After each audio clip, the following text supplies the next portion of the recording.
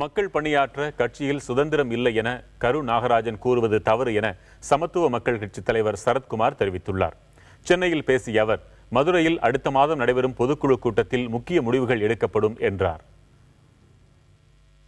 கிட்டத்தட்ட 8 ஆண்டு காலம் பயணித்து 9ஆம் ஆண்டில் அடியெடுத்து வைக்கின்ற இயக்கத்தில் 8 ஆண்டு காலம் நீங்கள் உண்மையானவராக இருந்து மக்கள் பணி ஆற்ற இங்கு சுதந்திரம் இல்லை அல்லது நாங்கள் இருக்கின்ற இயக்கத்தோடு பயணித்துக் கொண்ட இயக்கம் எங்களுக்கு ஒப்புதல் இல்லை என்று ஏதாவது ஒரு பொதுக்குழுவிலோ ஏதாவது ஒரு உயர்மட்ட குழுவிலோ அவர் சொல்லி இருந்தால் அது ஏற்றுக்கொள்ளப்பட்டிருக்கும். அந்த மாதிரி கருத்துக்கள் பரிமாற்றமே இல்லாமல் அண்மையில் கூட திருப்பதி கோயிலுக்கு ஒன்றாக தரிசனம் செய்யும் போது கூட அவர் மனதில் ஏதாவது ஒரு கருத்துக்கள் இருந்தால், மனத்தாங்கல் இருந்திருந்தால் என்னிடம் சொல்லியிருக்கலாம்.